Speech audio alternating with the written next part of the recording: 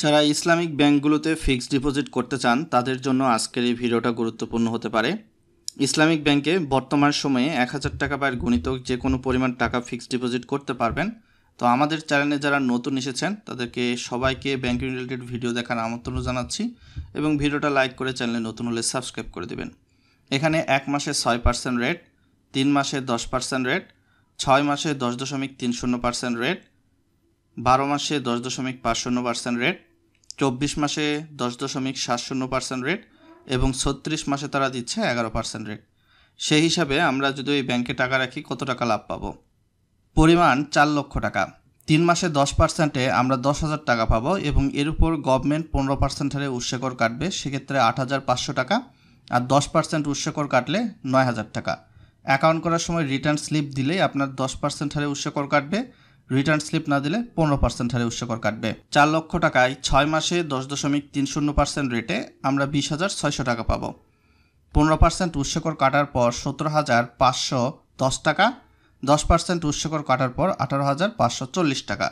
10% বা 15% উৎসেকর কেন কাটবে ভিডিওটি যারা ফুল দেখবেন তারা আশা করি জানতে পারবেন। ১২ মাসে 10.৫০% রেটে ৪,৪২,০০০ টাকা, ১৫% উৎসেকর কাটার পর এখানে ৩৫,৭০০ টাকা এবং 10% উৎসেকর কাটার পর ৩৭,৮০০ টাকা পাওয়া যাবে। ৪ লক্ষ টাকায় ২৪ মাসে ১১.৭০% রেটে ৯৩,৬০০ টাকা পাবো, সেক্ষেত্রে ১৫% উৎসেকর কাটার পর ৭৯,৫৬০ টাকা এবং 10% উৎসেকর কাটার পর ৮৪,২৪০ টাকা পাওয়া যাবে। ৩৬ মাসে ১১% ইন্টারেস্টে ৪ লক্ষ টাকায় ১,৩২,০০০ পাওয়া যাবে।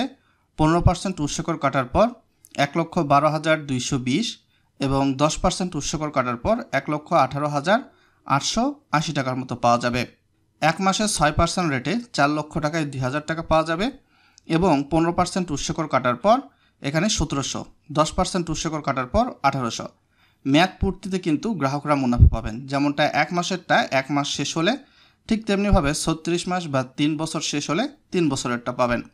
আবার যদি দেখা যায় 24 মাস শেষ হয় তাহলে 24 মাসেরটা পাবেন। এটাই স্বাভাবিক বিষয়, বিশেষ করে এই এফডিআর বা টার্ম ডিপোজিটের ক্ষেত্রে, কেননা এটা মান্থলি ইনকাম স্কিম না যে মান্থলি প্রফিট আপনাকে প্রদান করবে। তো 6 মাসের ক্ষেত্রেও সেই রকম। তো অ্যাকাউন্ট করার পরবর্তীতে আপনাকে একটা ডকুমেন্টস দেওয়া হবে, সেটা সযত্নে রাখবেন। মেয়াদ পূর্তির আগে অ্যাকাউন্ট ভাঙালে আপনি 3 মাস করেন, 6 মাস করেন, 12 মাস বা যেই মাসে করেন সম পরিমাণ কিন্তু ইন্টারেস্ট পাবেন না। সেক্ষেত্রে অনেক ক্ষেত্রে ইন্টারেস্ট নাও পেতে পারেন, অনেক ক্ষেত্রে কাঙ্ক্ষিত হারে ইন্টারেস্ট আপনাকে প্রদান করা হবে না। প্রত্যেকটি ব্যাংকেরই কিছু রুলস রয়েছে। আর মেয়াদ শেষ হয়ে গেলে আপনি যদি এফডিআরটি ভাঙাতে না পারেন, সেটা 3 মাস হোক বা 6 মাস বা 5 মাস, যেই মাসেরই শেষ হোক, মেয়াদ পূর্তির পর এফডিআরটি ভাঙাতে না পারলে এটা অটো রিনিউ হয়ে যাবে। পুনরায় আপনি যেই কয় মাসের জন্য করবেন, 6 মাসের জন্য করলে পূর্ববর্তীতে যদি 6 মাসের থাকে তাহলে 6 মাসের জন্য পরবর্তী 6 মাসে অটো রিনিউ হবে।